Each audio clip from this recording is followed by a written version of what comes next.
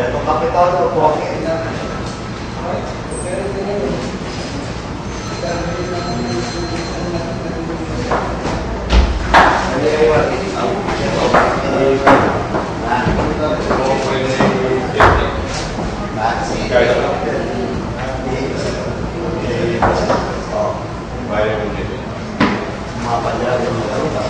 Kasi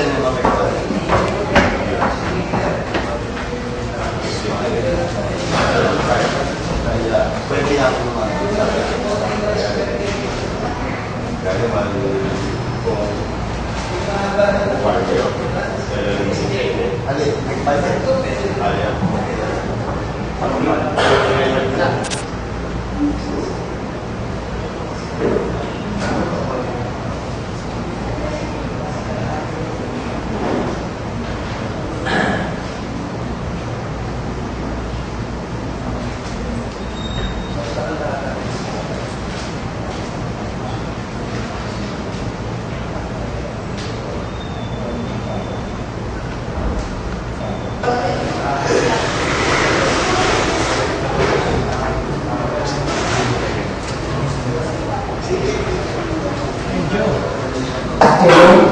I request everyone to please maintain silence and refrain from entering the floor without permission from the chair.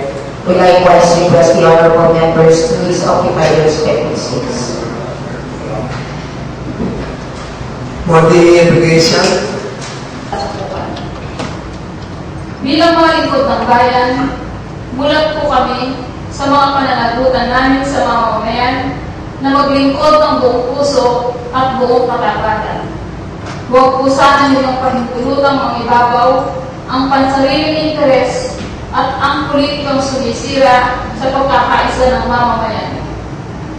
Naway pagbabayan kami ng Banal na Espiritu Santo at kumilos kami sa iisang daan tungo sa uganap na pagbabago ng ating lipunan. Muli, kami po ay nagpapasalamat sa ngalan ng inyong mga abang tagapaglingkod. Amen.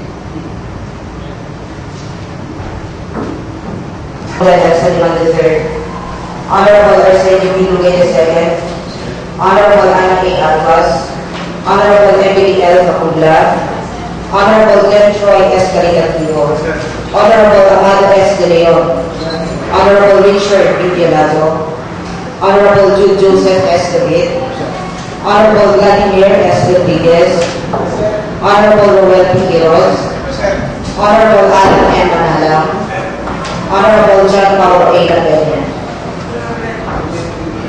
next item, please. Item number 5, Privilege R. Presiding officer, may I be allowed to read my privilege speech for today's session? Asked by the governor of the small district of She about government during the Shao dynasty. Confucius said, "Make the local people happy and attract migrants from afar." In this statement, Confucius was suggesting that the ruler's priority should be his people. To our honorable presiding officer, Vice Mayor Miguel Taniedo, and if I may guess so, with humility, allow me to address our presiding officer, the honorable outgoing Vice Mayor. Honorable members of this august body, your SP Secretary, Madam Teresa de la Cruz Pangilinan, and their able staff, employees of the city government of Tarlac, friends, gentlemen, and ladies. Isang maalat at mapagpalayang pagbati po sa inyong lahat. Tama na, sobra na. Tama na, sobra na. Tama na, sobra na. Mga makasaysayang kataga na sumasalamin sa sentimiento ng poon. Mga katagang nagbubutawi sa bibig ng mga Pilipino. Mga katagang sama-sama at sabay-sabay na sinigaw ng milyong Pilipino. Tama na, sobra na. Buwan ng Pebrero, 1946, ng taong nilunsad ang isang mapayapang revolusyon upang kapagsiging ang diktadurang rehimen ng Ginoong Marcos. Nagmatayos po ang damdamin ng bawat Pilipino. Dahil sa kanyang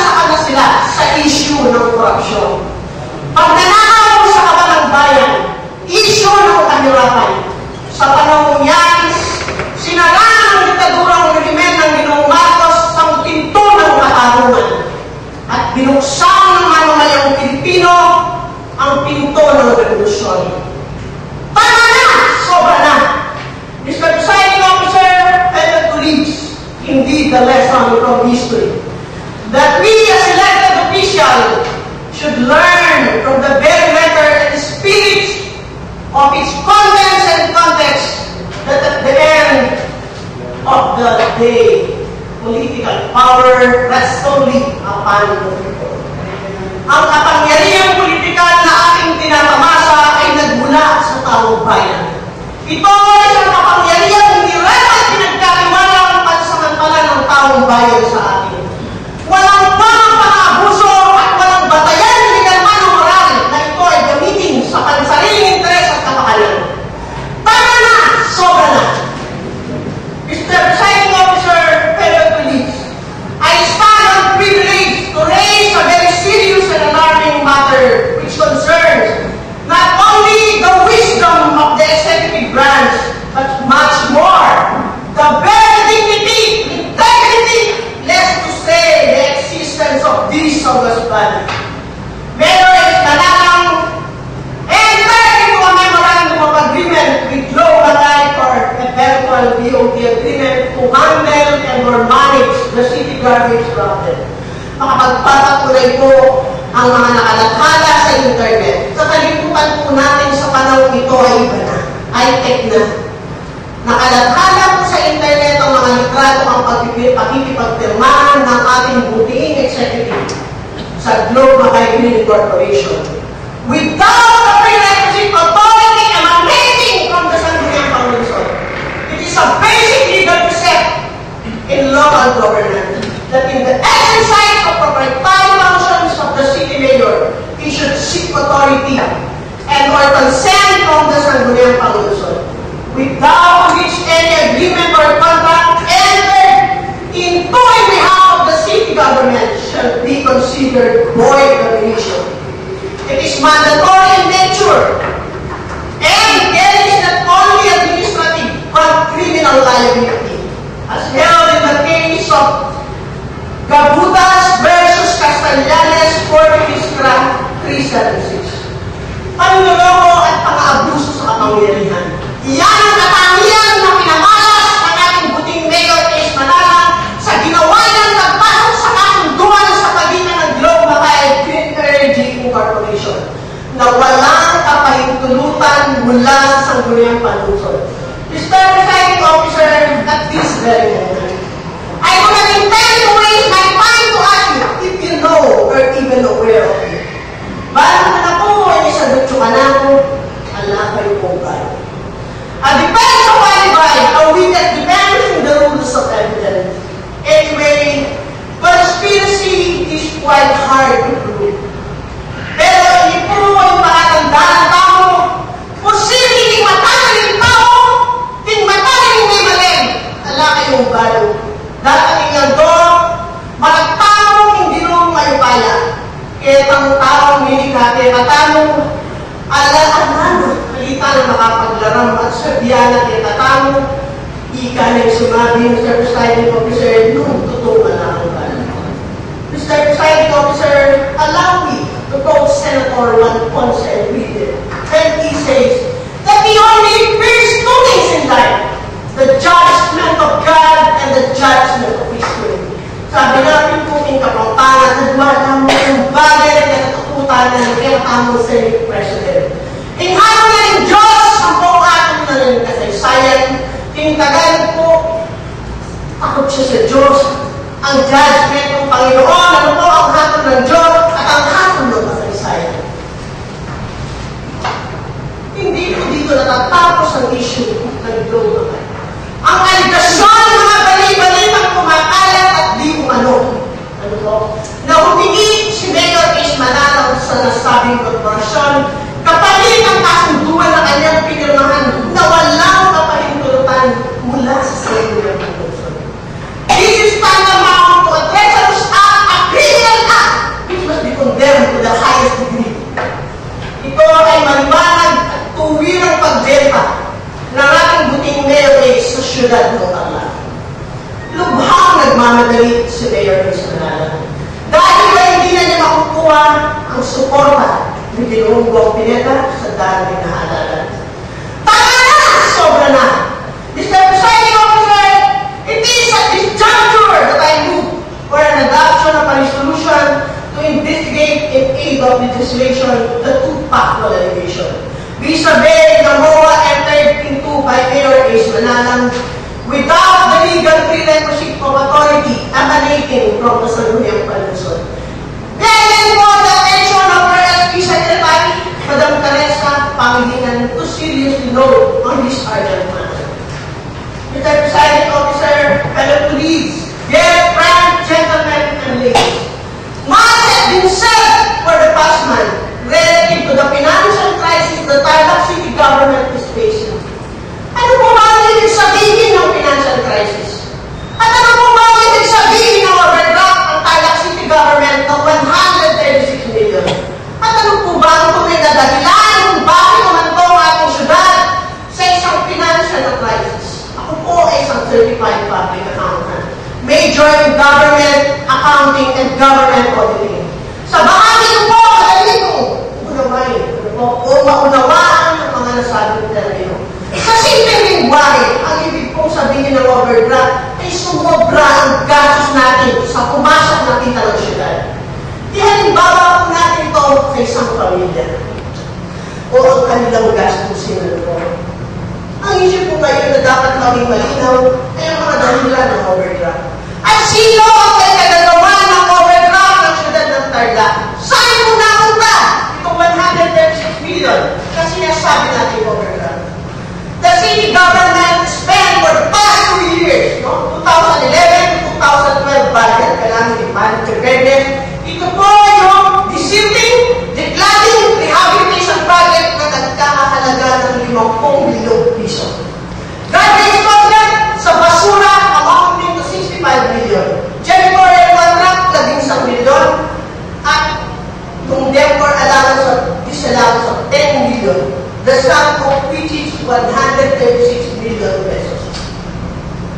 50 milyon para sa kamaktalan plan preparedness. Kaunting ulan lang, bahala ko, Sir Presiding Officer. Basura, 65 milyong piso. Pero puro basura po ang ating kapaligiran. 11 milyon janitorial contract. Nasaan at sino po ang mga janitor na ito? 10 million sa decor, sa laban sa ano po ito? If all these funds were only used as intended, we can easily justify the issue of overdraft. Ang kasakit po, wala tayong makitang pakinabang at may pagnakalaki sa taong bayan. Ito po ang nakakalungkot na bahagi. Na mayari ang personal na interes at naiwan ng taong bayan.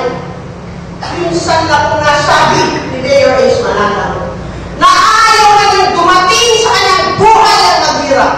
Tama po yun, Mayor Ace. Wala pong tao na gusto maghirap. Kayo po ay mayaman na at hindi po dahil sa inyong pagsisikap. Marami ang naghihirap ngayon. Kayo po ay umanan.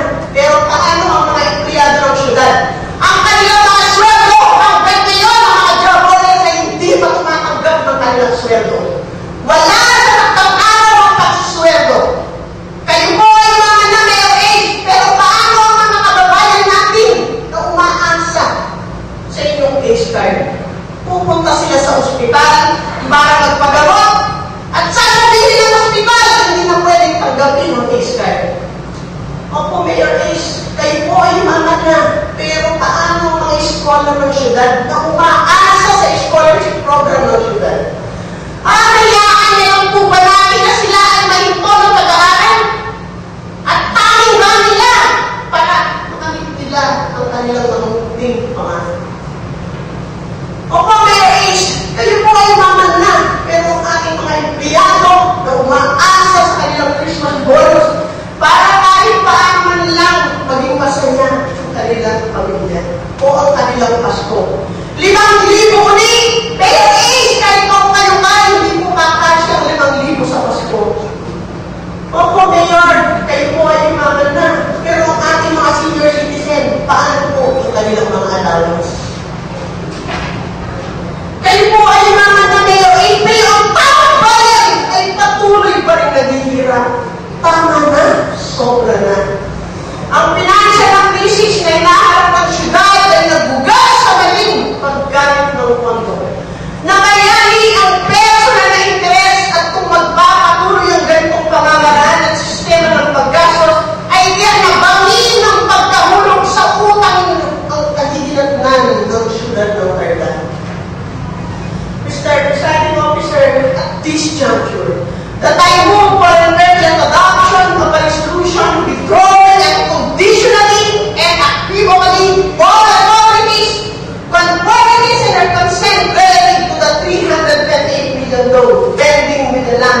of the Philippines. Notice to this effect, we thereby issue to the Land Bank of the Philippines 5 personal cells.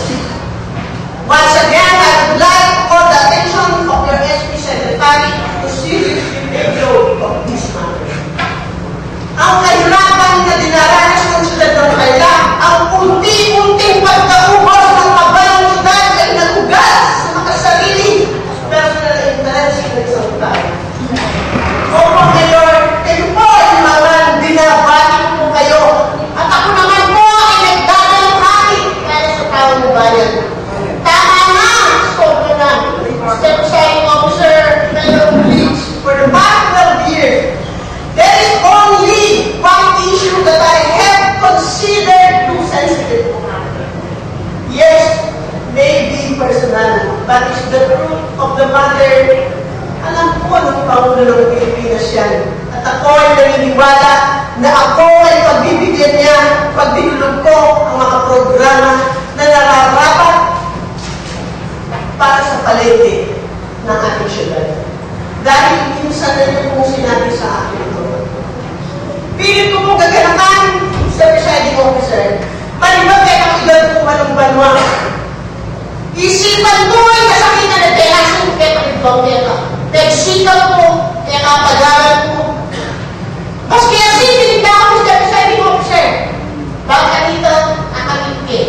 Tutang ka na akong pangarap na maging umet mga 75 taon ka na. Baka yung mga pakikimpalunan nung isa nga nagulisa ko yung kasakitan na hindi. Kita mo nga, hindi siguro. Pala mo rin akong di mo, kaya kung may vice na nakakalo. Pero hindi ako kakilaman sa presiding officer. Noong ganakan ko yung ilabas yung Biyerkin Palengke, malibagan ang nera sila kami. Eh yung ikman ko mga namin kasakitan, yung kasakitan may peto ka bagay, pero may di na mabu. Eh yung ikman ko nila naman, sa presiding officer, hindi kayo. Iba kayo ating hindi. Pero itamo at ang obligasyon, pasok ang dana, may makakalulog, kaya yung kinatamo nila. Ibuklat tayo ko, yung kinatamo puso, ibuklat tayo, yung kinatamo puso.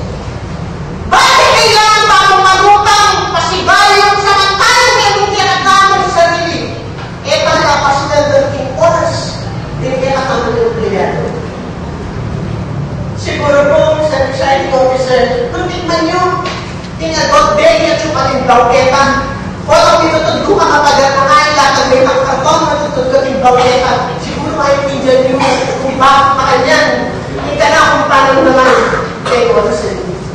Makalulos yan ang mamasa kaya matang makakalulo. Bakit patuloy? Kasi nasa mata ng mga tiga-palengke. Hindi pa po tapos ang issue ng palengke. Ang issue ng mga pastiket, ang issue ng mga bola na nawawala ng milyon-milyon sa ating palengke. Pagdating po sa issue ng palengke, diba ang actual na nangyayari sa mga resolusyon at programa na pinapatupad? Isa na po ang maaari kung gawin. Ituloy ang masusunod investigasyon sa lahat ng programa at kontrata na may kinalaman sa palengke. Also for the adoption of resolution seeking to effect. Declaring the following committee chairmanship and membership vacant today. Committee on Arbitration, Committee on Ways and Means, and Committee on Public Works and Highways. Reorganization is the only way. Number 1, ensure that payment priorities are set and met with due regard to the Department of Budget rules and regulation and as may be prescribed by the Commission on Audit. Number 2, set in abeyance the abatement of the law as it will be very loosely for the city government. As it is currently suffering from a financial crisis which at the moment cannot pay its current obligation, amounting to more than 100 million, and further abatements of new loan will cripple the city government in delivering basic service to its constituents. In the years to come, in view of the high debt service it will have to pay in the future. Number 3, to make the 2013 budget more realistic in terms of its revenue projection, to ascertain whether the 72 million reduction in the city era for calendar year 2012 and other revenue sources are within the suitable amounts. To further ensure that the 2013 budget fully complies with the Commission on Audit, recommendation consistent with DBM rules and regulations, and that the budget address the right priorities as to the right guarantee in the settlement of the city government outstanding obligation and payable. Number 5, to be able to clarify with certainty all agreements, contracts, and the manner in which they have been entered into to ensure adherence to procurement laws and to make sure that all attachments and annexes related to such agreements, contracts are furnished to the City Council to enable the City Council to conduct a thorough review of the said agreement and contract. The presiding officer, the new majority of the City Council must be on its guard to prevent the running of the affairs of the City Hall to the ground. It is in consonance with our sworn oath to promote and in the same regard protect the welfare and best interests of our constituents. Tama na, sobra na. Ang budyang ng revolusyon ng pagbabago at reforma ay magsisimula sa makasaysayang araw na ito. In conscience, I cannot remain silent. I do not want our children and our grandchildren to grow up in a society that allows this gig to go unnoticed and unpunished, especially if they involve the local chief executive. Today and in the days ahead, let us all continue to say pray for truth to handle. I call my fellow colleagues to uphold the truth about us. Tama na, sobra na. Maraming salamat po.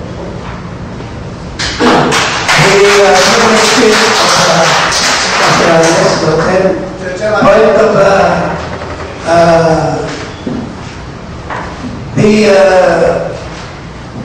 Honorable Councilor Secretaries. Mr. Chairman, may I be recognized? After hearing the privileged speech of the gentle lady from San Roque, it seems there is little bit unparliamentary procedure and parliamentary mass that was uttered here. First, I would like to move to remove or to strike out from the record the statement outgoing Vice Mayor under the rules, under the internal rules of procedure promulgated and adopted by this Sangguniang body, by this honorable body. It is a taboo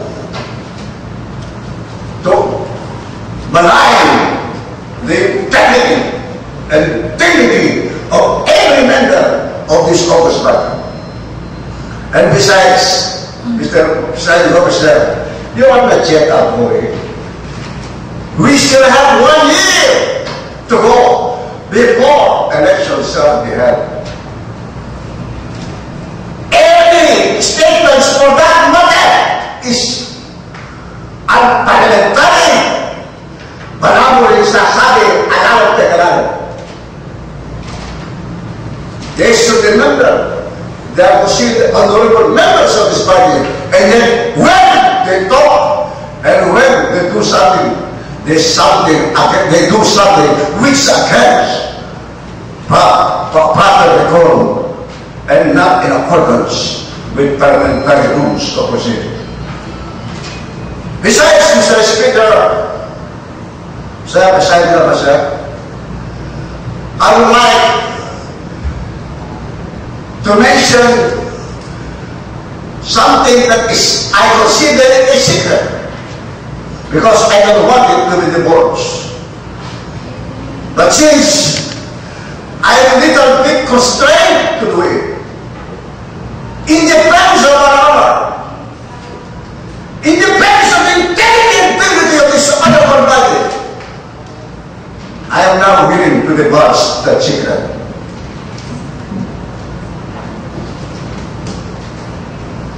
Therefore, presiding officer, I respect each one of you here. As much as possible, I don't want to malign the dignity of any member of the service body. Sinasabi nila na maraming paglalato ang ating mayor sa hindi katustuhan ng sampanyang paglusod, na hindi alam na magsapanyang paglusod ang ginagawa ni Mayor Esmaralang, lalo na sa mga utang na ginagawa. For record purposes, Mr. Chairman, I would like to inform the public, especially the media here, the true working media. I am referring to the true working media. Sa lahat po ng mga inutang ni Mayor Esmaralang sa Land Bank. Sa Land Bank po, yung utang sa Palengke Phase 1, nakapirma po ang lahat ng mga membro sa Kwentang Panlusod, kasama na ang mga kasalukuyang majority member. Dili po sa Barling City Ordinance na utang ng 328 billion, para sa ganun po ay patayo natin ang Phase 2 ng Palengke na sana po ay gagawin na ngayon sa buwan na ito o sa susunod na buwan. Pero dahil po sa isang special meeting na ginawa namin ay hindi na po pumayag sila na pa-aproban po ang utang na ito. Pero hindi po nila alam approve na po ang utang, ang loan agreement. Sila rin po yung approve na. I would like the media here to know. Lahat po sila nakapirma.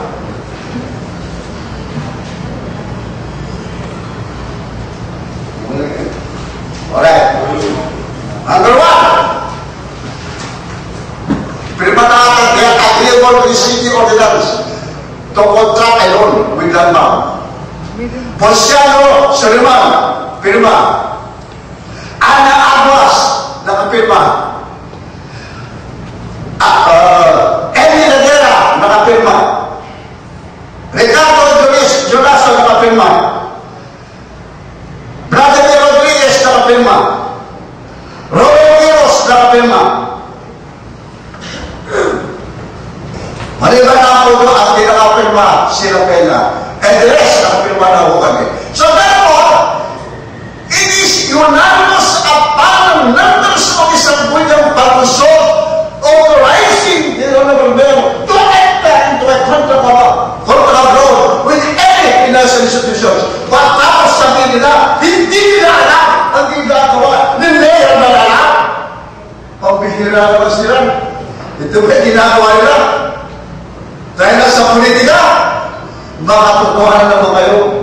Kung sila sa inyo, kayo ay tunay na lingkod ng bayan, dapat kayo, kung kayo dapat na mga Diyos at mga tao, dapat sana sabihin nyo ang buong katotohanan. Hindi yung kasinungan lang. Hindi ka nagsasabi ng totoo. Pero sino ang ngayon? Ang nagsasabi ng totoo? Kami na sinasabi. At sino nagsasabi ng kasinungalingan? Sinasabi nila, umiwalay sila sa partido ni Esmaralang dahil hindi nila sang-ayon sa ginagawa ng kabastugan sa gobyerno. Alam mo kung kabastugan? Kung meron kayo alam na katiwalian na ginagawa ni Esmaralang, di magsampa kayo demanda. Magsampa kayo. I ask you to file a case against the mayor.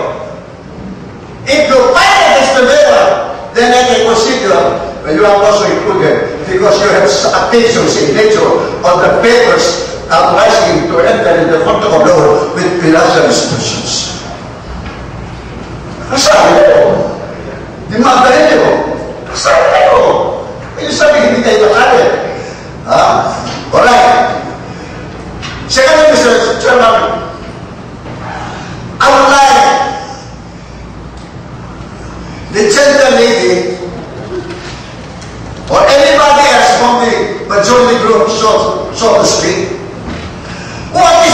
reason why they are asking for reorganization. Of the three committees which was particularly mentioned, the Committee on Appropriation, the Committee on Ways and Means, and the Committee on Public Works. Question! Kami ba tatlo ng Siligan Apila ay hindi kami nagtatrabaho? Di namin ginagawa ang aming tungkulin bilang membro ng Sangko ng Palusot, and particularly as Chairman of the Committee on Ways and Means, Chairman of Committee on Operation, Chairman of Public Works. Baka naman sila ang hindi nagtatrabaho. Ha? On record, Mr. Chairman, ipakita sa Sangko ng Palusot ang record ng mga bawat isa na nagtatrabaho sa kanilang committee. And they will be doing the job as chairman of the respective committees assigned to them. My first question. Second question, I would like to ask the gentle lady if the speech that she has just read was prepared by someone else, because I can ano ko yung mga salita sa mga salita militante. Marami po narinig yan. Siya pa ay nagdalapas ay ng puso kay sino ang mga salitang pinitawag na rito sa kanyang magaling. Siya pa ay totoo kaya totoo ba na siya ay mga Diyos nakatawa at ang dinisip na ay ang kapakanan ng mga mamamayan at hindi ang kanyang sarili kapakanan. Yan lang po. Mr. Chairman, I think I have expressed my views, and I think everybody has been clarified on this matter. Thank you, Mr. Chairman. Mr. Presiding Officer. The Honorable Councilor recognized the Chairman of Committee on Rules. Thank you, Mr. Sir, Presiding Officer, allow me to answer the question of my... The Chairman of Committee on Rules is recognized, followed by the Chairman. So, we do recognize everybody in this August chamber, but Councilor Ana has tendered her privilege speech, and I think that is a matter of her personal privilege, and that is self-expression on the part of the Honorable Councilor, as it is a privilege of each and every member of this August body, Mr. Presiding Officer. For the sake of clarification, Mr. Presiding Officer, since I wasn't the one who delivered the privilege speech, while it is true, ito po yung paglilinaw lamang, natagal mo pinalamang suportado naman po yung programa ng ating mahal na Mayor. Sa akin lamang po pagkakaintindi, dun sa mga nakaraang mga pag-uusap at pagpaplano, hindi po dito sa sinasabing loan. Kasi po namusan na rin yan at napangalawanan din ng ating butihing konsigal na si Councilor Amado de Leon. While it is true that we showed our support because we would like to believe na development projects ang gagawin dito sa nasasabing pagkaka-apply itong loan na ito. Noong po mga panahon na yun, hindi pa naman po tapos sa mga pag-usap dito sa nasasabing loan application.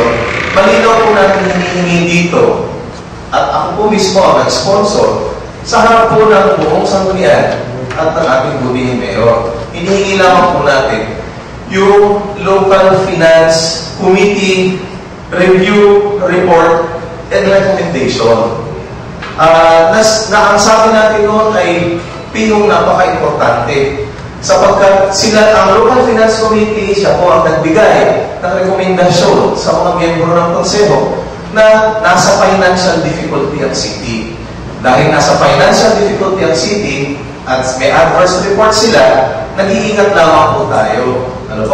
Kaya po hinihingi natin ang recommendation ng Local Finance Committee para hindi magkamali ang mga opisyal ng bayan sa pag-a-apply sa karagdagang utang. So malinaw po yun, ipinakita po natin ang suporta natin sa loan application without prejudice. Without prejudice to the financial standing of the city. Kung kakayanin ba ito, meron ba tayong borrowing capacity, meron ba tayong paying capacity, despite the fact that the LFC has already expressed na nasa financial difficulty based on COA's reports. So, yun po ang pagkakaintindi ko sa nilalaman po nung mga reports na nabanggit. Ano po? Kaya, isang pagmamalasakit lamang po yung napag-usapan na baka hindi napapanahon. Yun siguro ang sinasabi ng quote ng nilalaman o sinasabi ng privilege exit of Silorana.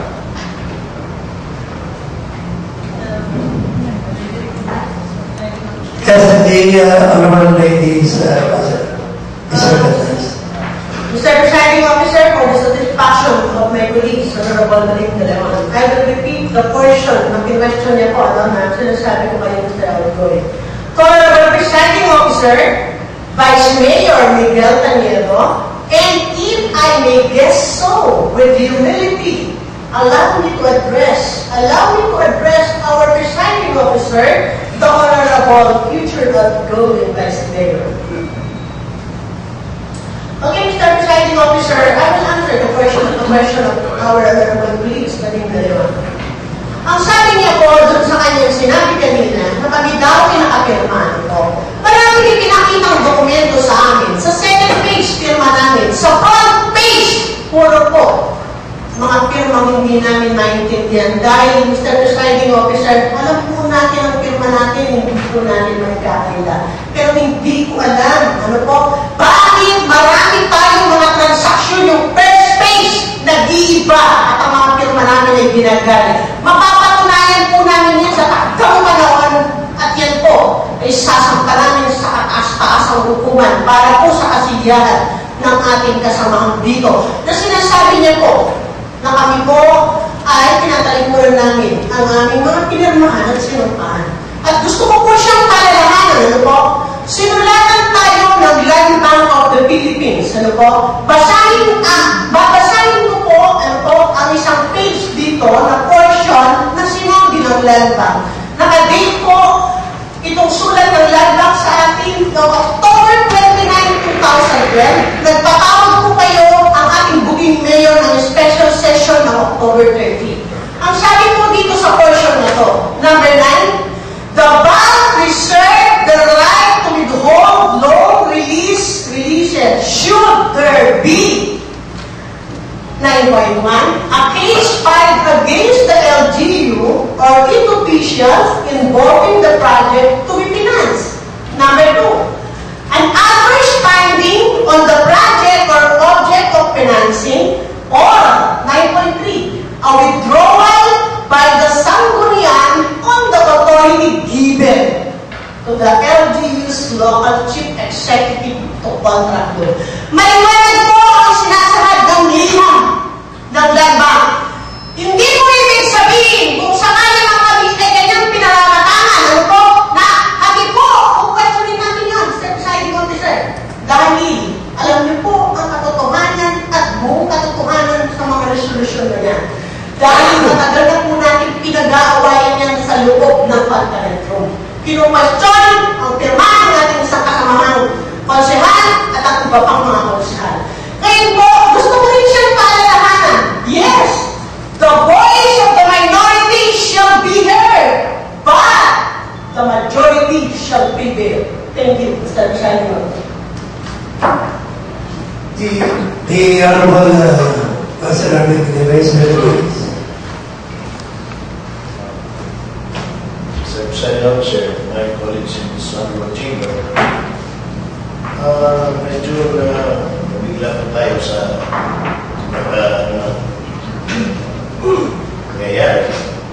We were not expecting these things would explode without the knowledge of other members. With regards to the statement of my colleague here, Councilor Sheila, he made mention a while ago na ang kinakailangan ng bahay sa NFC, which meron po ito, statement of funding sources on supplemental budget number 7 na signed by the City Treasurer and our City Accountant na merong balance as of supplemental budget number source of fund the amount of 328 million. And another one, statement of supplemental appropriation signed by our City Budget Officer, Mr. De Leon. As you all know, ito pong tatlong to ay member of the LFC. So, hindi naman siguro magpipirma ang mga ito kung hindi nila alam na may pondo. Now, going back to the contract na pinirmahan ng mga members natin, kasama na ako, City Ordinance 007-12, which states an ordinance authorizing the proposed borrowing of the City of Tarlac in the amount of 328 million be enacted as hereby enacted by the Sangguniang Panunsong of Tarlac. Under Section 1, nakalagay doon, in this connection, the Honorable City Mayor shall have full power, authority to represent the city in negotiating the terms and condition of the said borrowing and in signing, executing, and delivering such agreement, contract, deeds, papers, and documents that may be necessary and proper and for the proper and total implementation of the authority hereby granted. This authority was granted by all members of the Sangguniang Panunsong. So, paano natin babaguhan ito? This is already an ordinance. Pwede mo bago ito kung ito ay may amendment. Baka nakalimutan na yung procedure natin sa Sangguniang. Mr. Presiding Officer, kahapon kasama kami. Si Rana, si Lowell, si Ricky, si Vlad. Sana naman kung may kayong inisip kayo na ikakaroon kayo sa reorganization of the meeting. Out of courtesy man lang sana, nabanggit nyo, hindi we cannot do not hold our positions are completely permanently. Anytime gusto nyo, reorganization, pero give us justification bakit kailangan nyo na magkaroon tayo ng organization. Di ba namin ginagawa? Mr. Madam Secretary, yung furnishers and the media, kung sino ang magtatrabaho, kung sino ang mga piyasa, kung sino ang mga resolution, then we will know from there kung sino ang may karapatan para mamulat sa mga committees nito.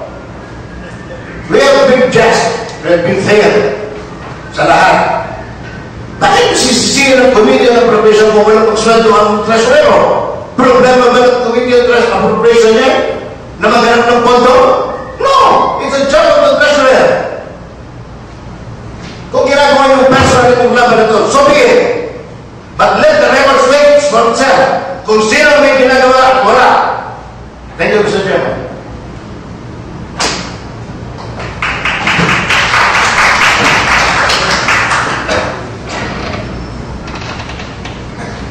The Honorable Councilor Secretary. Mr. President, sir. Baka may gusto magsalita sa ating mga kasama. Because Councilor Ana, we have direct. Mr. Presiding Officer, gugunitahin po natin sa kaysayan naman po. Mula po sa pagpupong mula 2001. Hindi na po bago ang ganitong klase, ano po? Sabi ko nga kanina, ulit-ulitin ko, ano po? The voice of the minority shall be heard, but the voice of the majority shall prevail. Bakit po? Hindi po namin pinapersonal. Gusto ko po ulit-ulitin. Napakasimple pong pag-alalan. Hindi po namin sinisisi ang ating pong kaibigan na si Councilor Binti. Bilang chairman ng appropriation, kung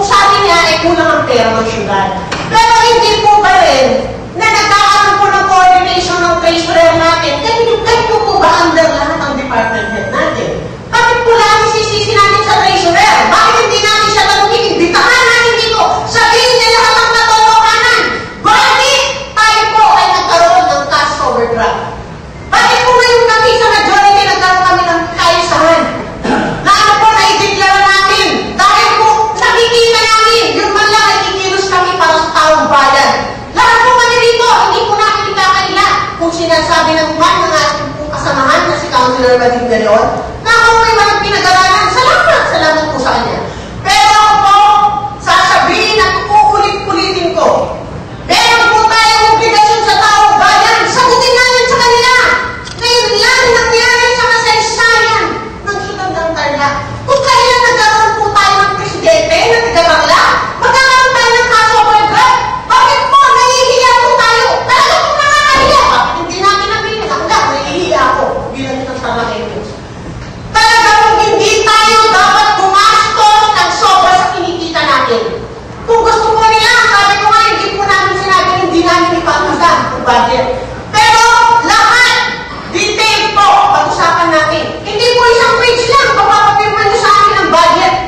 Ano pong isasagot namin sa taong bayan pag kami nakampanya sa darating na Marso? Megalolo yan, Tarlac City, tatagal na nagbaba, alam ko magdewa. Ano po ang isasagot natin sa taong bayan? Kayo po. Mr. Presiding Officer, tayo mo lahat dito, may obligasyon tayo sa taong bayan. Hindi mo pa sinasabing kasalanan lang ng mga isa, kasalanan natin lahat. Pero hindi ka huli. Katulad ng sabi kanila, ng ating pong kasama si Councilor Mading de Leon, isang taon na kayo, Mr. Presiding Officer. Kaya pa natin ayusin. Kaya pa natin ayusin ang Taso Bedra. Kaya pa natin ayusin ang Division ng City. Meron pa pong paraan. Pero hindi po ibig sabihin, kung kami nakikita namin merong karapat dapat mamuro sa tatlong kumibibang yan. Hindi po namin question kung nagtrabaho sila o hindi. Kami po ay namamagasa na kung merong maahawak sa mga kumibibang yan, maisa pa man lang sa Taso Bedra ang ating city. Siguro po makakaharap na tayo sa kanila ng diretso pasasabi natin, ito ang tamang dapat ginawa natin. Uutang tayo ulit, samantalang ang dami na natin utang. Tignan nyo ngayon, kung meron na ba mga permanente, bukas pa sa sweldo, dapat na 7. Yung aling mga ako, yung aling mga staff na mga job order, 5 months, hindi pa sumusweldo. Alam niyo po yung sweldo ng job order? Ang gasolina lang natin yun, kaya hindi pa natin binigay sa kanila. Hindi pa tayo naaawa sa kanila. Dahil wala silang magawa, mga job order, wala silang security of tenure, naatin natin sila, hindi po dapat siya sa deciding order. Kaya ngayong araw po ito, kahit po ayaw ng mga minorities, itutuloy po namin ang pagdeklara. Kaya po ngayon, oras nito, hinihiling ko, Mr. Presiding Officer, I would like to request for the suspension of the rules in adopting a resolution declaring the three committee chairmanship vacant and its membership. Point of order, Mr. Chairman. Point of order. Point of order. Point of order. Point of order. Point of order. Point of order. Point of order. Point of order.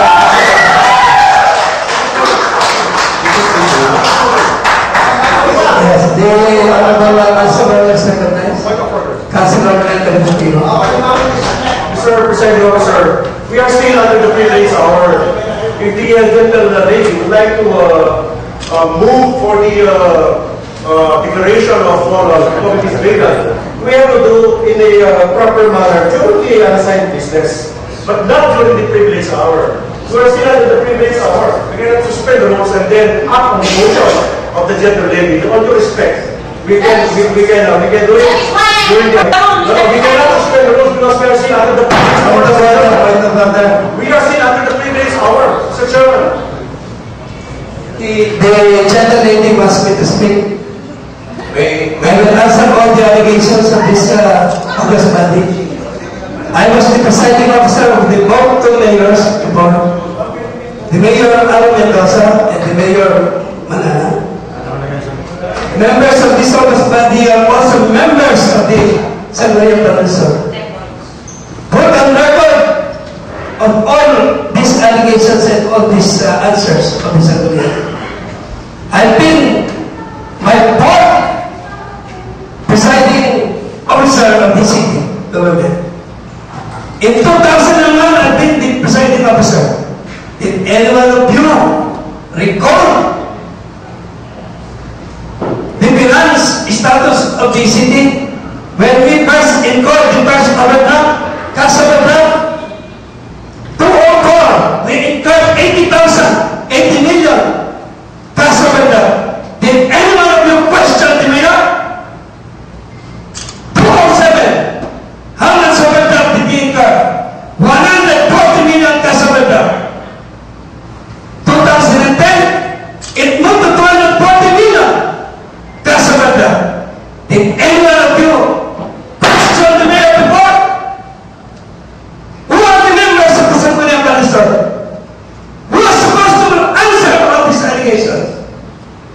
We are all answerable by these allegations. We created this monster. I told you before. Let us make solutions.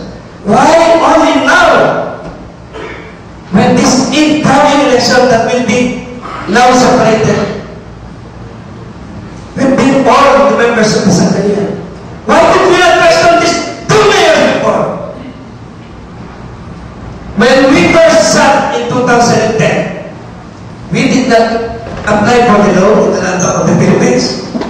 The land of the Philippines offered us that we can secure to 870 million as a paying capacity of the city.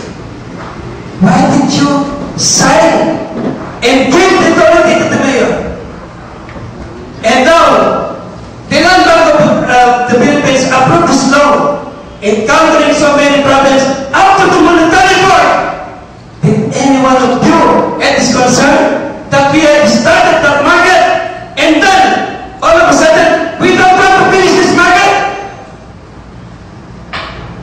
I tell you, these are all lies.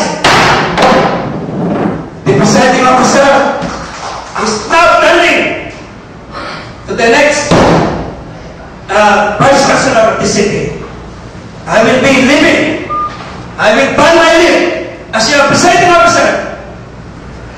And then you open the books of the house from 2001 up to this point. Who made these big laws? Is it the mayors or is it the Sangguniang Palusot who gave this authority? I've been your presiding officer for the past several years. Please keep this back.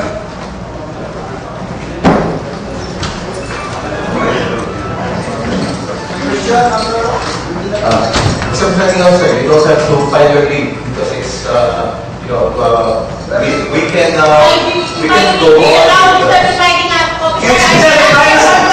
The incoming presiding officer can do so. The incoming Vice Mayor. The incoming vice mayor.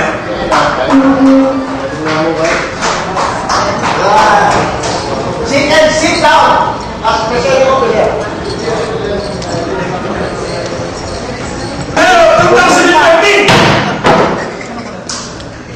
Mobil mak patatos. Mali-mali lang. Bibig ba na pagkakasakit? Bibig malang. Pagkakasakit malang. tara. Puro kayo bulong. We will request our SP Secretary now. We will answer all the allegation of the presiding officer. And we will request the chief as a presiding officer.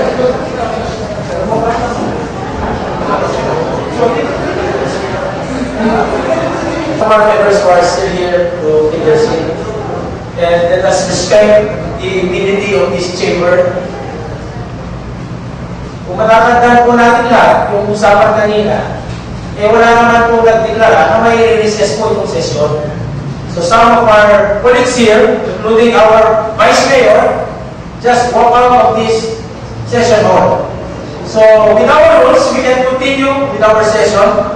Probably our majority floor leader will act as the presiding officer since we have established the quorum of our session today.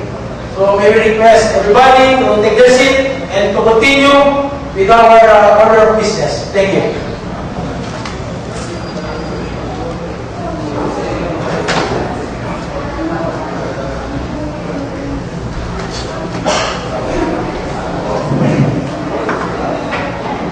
The session will now resume.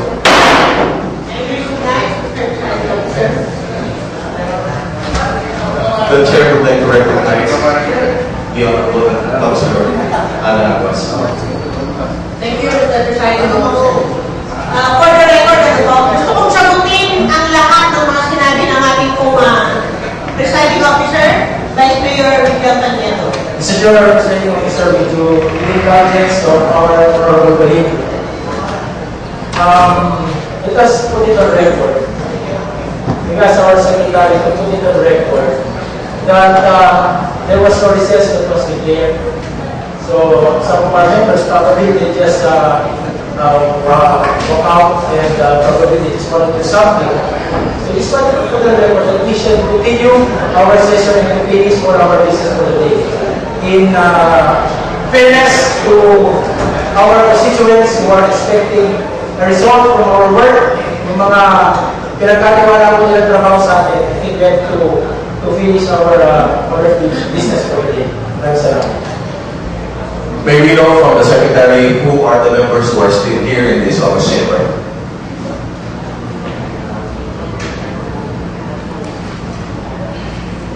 Kindly make a roll call on the names of the members who are still here. So we have to make it clear that we started this session with an almost complete attendance. Honorable Miguel Itanielo. Yes. Just mention the names of those who are still here. Honorable Conchano Velasquez III. Honorable Ana A. Aguas. Honorable M.A.L. Capulga. Honorable Richard Vigalazo. Honorable Edwin Silvio. Honorable Noel Quinteros.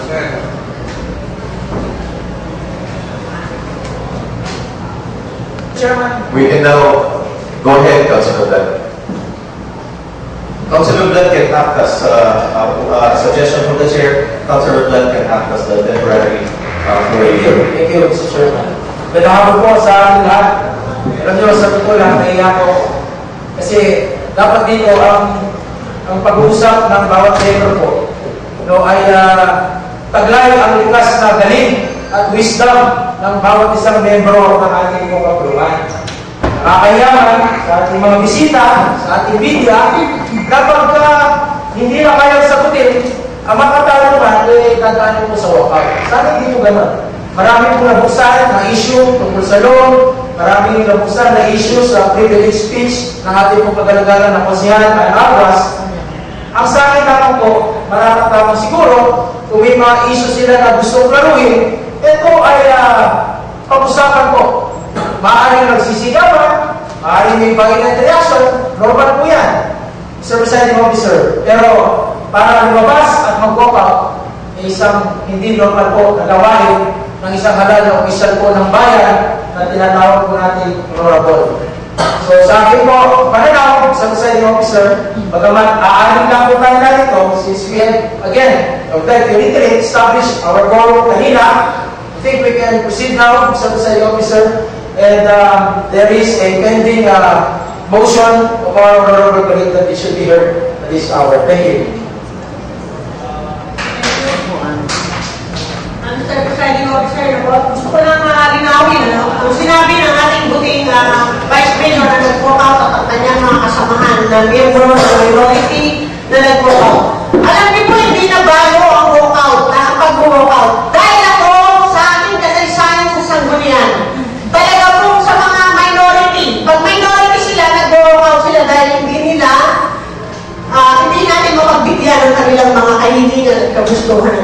Siguro po narinig yung sinabi ni Vice Mayor Mike Caniedo. Sabi niya, 2004, 2007, 2000 so and so, sabi niya, ganito, ang budget natin. Hindi niyo po bang sabihin, hindi niyo napansin, nag-umpisa ng 70 million, kaya ng takpan ng city, palaki ng palaki, hanggang talagang sa mabaw na tayo, sa kumunoy ng pagkalugi ng ating syudad. Yan po ang gusto aksyonan ng bagong mayorya na kailangan iahon natin ang ating syudad upang kung hindi maapektuhan ang sweldo ng ating mga empleyado. Kaya na po mismo magtanong sa mga job order natin na marami na pong nag-away-away sa kanilang pamilya dahil hindi sila sumusweldo. At kung gusto nila ng matibay na katunayan, ano po ang sa akin sinabi na pumirma ang ating buting mayor na kanyang kontrata with the Globe Macay. Ayan po ang katunayan, nakalimutan nila. Ano po? Nakalimutan nila. Ay, kahit na ngayon, sabi ko nga sa inyo kanina, maliwanag po rito nakipagpirmahan ang ating buting mayor. Yan po ay nakasanayan na ng kanyang mga kasamahan. Hindi ko po alam bakit kailangan makasanayan natin ang mga mali. Kaya kung ano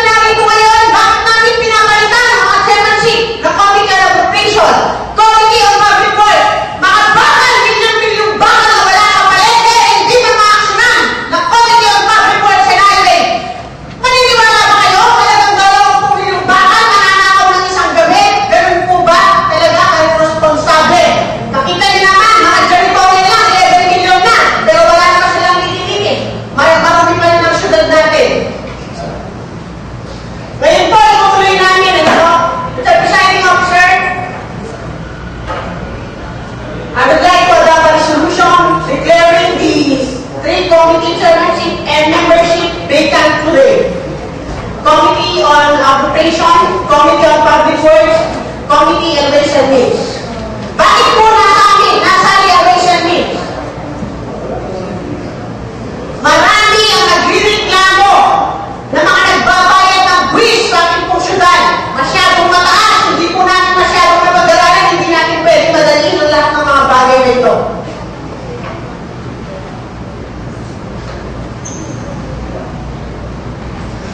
The Committee on Appropriation, hindi po natin siya pinananagot sa mga overdraft ng city. Pero subukan natin, ipahawak natin sa iba pong mga kasama natin, baka sakaling pong umayos. Okay. So for this, Mr. Presiding Officer, I would like to pass a resolution declaring the 3 committee chairmanship and membership vacant. Before we proceed, the Honorable Councilor Ana Aguas and the Chair request for a 1-minute pause.